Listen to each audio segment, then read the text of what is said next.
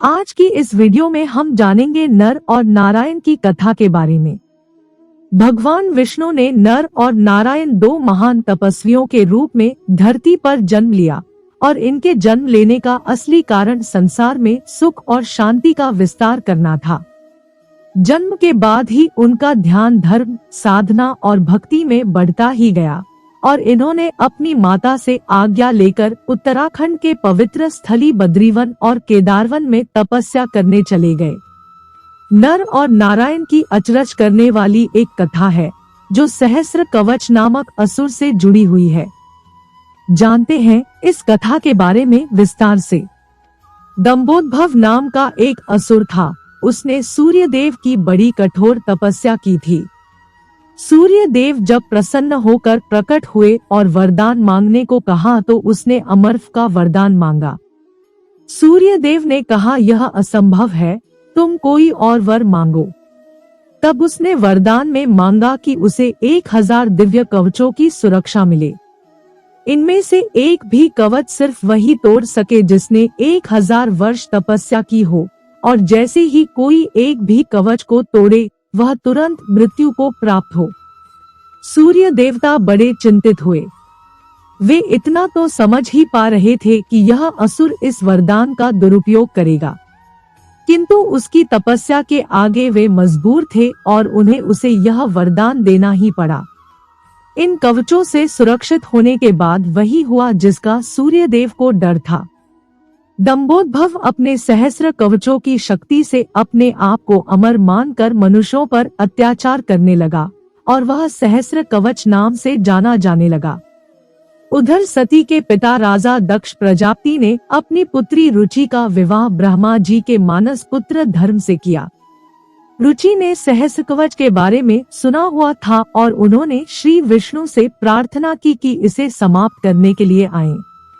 भगवान विष्णु ने उसे आश्वासन दिया कि वे ऐसा ही करेंगे, और समय आने पर रुचि ने 2 जुड़वा पुत्रों नर और नारायण को जन्म दिया। दोनों 2 शरीरों में होते हुए भी एक थे, 2 शरीरों में एक आत्मा। भगवान विष्णु ने एक साथ 2 शरीरों में नर और नारायण के रूप में अवतरण किया था। जब भगवान नर नारायण को दंभोदभव के अत्याचार के बारे में पता चला तो वह दोनों दंभोदभव के वध के लिए निकल जाते हैं। दंभोदभव के विचित्र वर के कारण उसके वध के लिए नर नारायण भी एक विचित्र युक्ति निकालते हैं, जिसके अनुसार एक बार नर दंभोदभव को युद्ध के लिए ललकारते हैं। नर ने कहा कि मैं नर हूँ और तुमसे युद्ध करने आया हूँ। भय होते भी दंभोदभव ने हंस कर कहा, तुम मेरे बारे में जानते ही क्या हो? मेरा कवच सिर्फ वही तोड़ सकता है जिसने 1000 वर्षों तक तप किया हो। नर ने हंस कर कहा कि मैं और मेरा भाई नारायण एक ही हैं। वह मेरे बदले तप कर रहे हैं और मैं उनके बदले युद्ध कर रहा हूँ। तब उन दोनों में युद्ध शुरू हुआ और सहस्र कवच को आश्चर्य होता रहा कि सच में नारायण के तप से नर की शक्ति बढ़ती ही चली जा रही थी। जैसे ही 1000 वर्ष का समय पूर्ण हुआ, नर ने सहस्र कवच का एक कवच तोड़ दिया, लेकिन सूर्य के वरदान के अनुसार जैसे ही कवच टूटा नर मृत होकर गिर पड़े। सहस्र कवच ने सोचा कि चलो एक कवच ही गया, किंतु यह तो मर गया। तभी उसने देखा कि नर उसकी ओर दौड़े आ रहा है और वह चकित हो गया।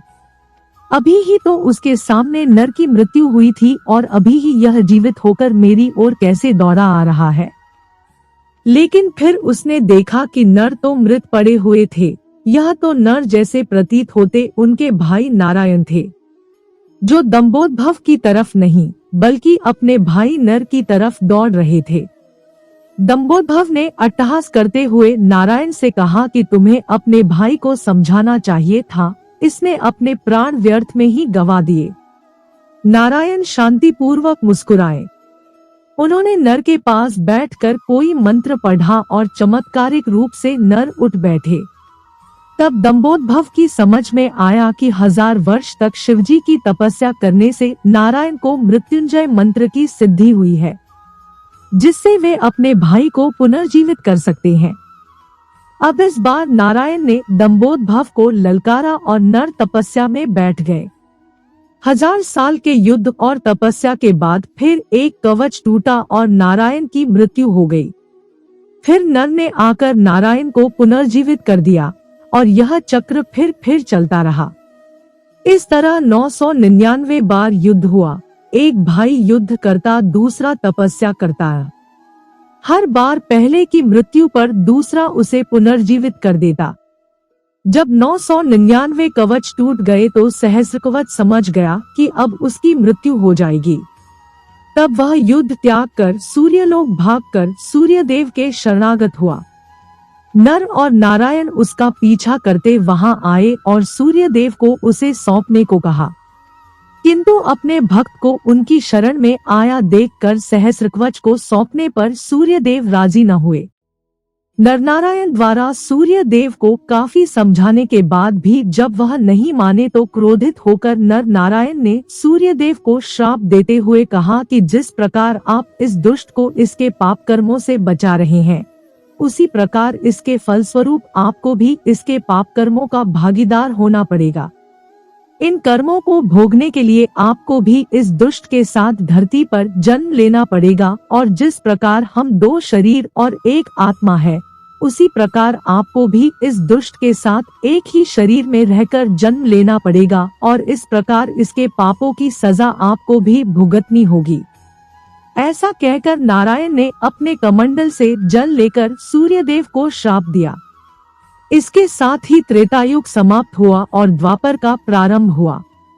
समय के साथ कुंती ने जब अपने वरदान को जांचते हुए सूर्यदेव का आवाहन किया और जिससे कर्ण का जन्म हुआ। जैसे नर और नारायण में 2 शरीरों में एक आत्मा थी, उसी तरह कर्ण के एक शरीर में 2 आत्माओं का वास था, सूर्य और सहस्रकवच। दूसरी ओर नर और नारायण इस बार अर्जुन और श्री कृष्ण के रूप में आए।